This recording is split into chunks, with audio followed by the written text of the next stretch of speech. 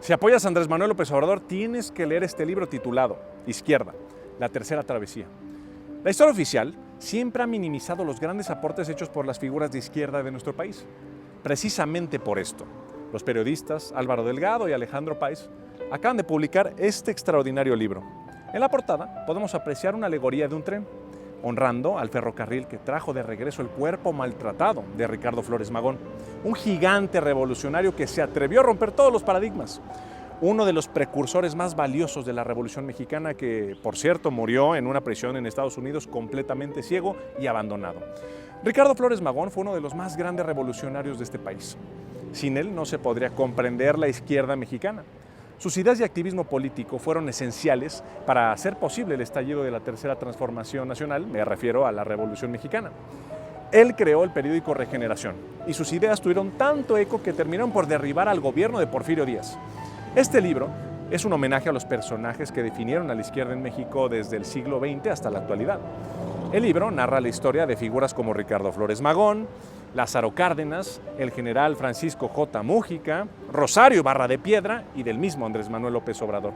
También narra episodios tan lamentables como lo fue el golpe Excelsior, la represión del 68 y los grandes fraudes electorales como el del 88 y el del año 2006.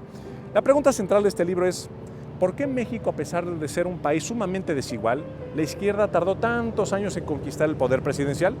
El libro explica cómo México pasó de tener un gobierno bastante revolucionario como el de Lázaro Cárdenas a tener gobiernos neoliberales como los de Salinas y Zedillo. Uno de los episodios clave que ayudan a entender esto es sin duda alguna la sucesión presidencial de 1940. En aquel año el general Lázaro Cárdenas tuvo la difícil decisión de elegir entre un revolucionario como era Francisco J. Mújica a alguien mucho más moderado como el caso de Ávila Camacho. Para los que les interese este pasaje histórico nacional, este libro ayuda a comprender por qué Lázaro Cárdenas se inclinó por Ávila Camacho y no por el general Mújica, quien por cierto fue el redactor del discurso de la expropiación petrolera de 1938. También se habla del golpe Excelsior y también de la represión de 1968 de Díaz Ordaz. En una parte del libro hace énfasis en el papel que jugaron los medios tradicionales de comunicación y cómo siempre estuvieron al servicio del poder en turno. Y quizá hoy con las redes sociales esto de los medios hegemónicos ha llegado a su fin. Y el mejor ejemplo son los autores de este libro, los periodistas, quienes se han hecho de un espacio en las plataformas digitales gracias a su gran profesionalismo y a su visión de izquierda. El libro también habla de episodios bastante oscuros, como ya lo dije. La creación de la Brigada Blanca, que se usó para perseguir a la Liga Comunista 23 de septiembre, la matanza del 2 de octubre de 1968. Los autores también hablan, Alejandro Páez y Álvaro Delgado, sobre por qué es tan difícil implementar cambios en nuestro México, por qué somos el país de la revolución inconclusa y por qué la izquierda ha tenido que aprender a resistir. Ponen de ejemplo lo complicado que fue el reparto agrario y la resistencia de los grandes latifundistas. México es un país donde existe un sector vivo de la derecha que siempre está al acecho para frenar los cambios que se impulsan desde la izquierda. El propio Álvaro Delgado ha dejado al descubierto a estos grupos que operan bajo las sombras. En aquel libro del Yunque y la ultraderecha en el poder, se lo recomiendo también.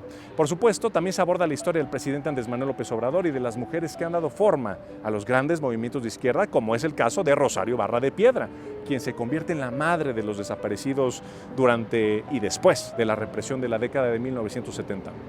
Es interesante reflexionar todo lo que tuvo que suceder en este país para pasar de tener a la primera mujer candidata de izquierda en 1982, como lo fue Rosario Ibarra de Piedra, a tener la primera mujer surgida de los movimientos sociales, que será la presidenta de México, me refiero a Claudia Sheinbaum.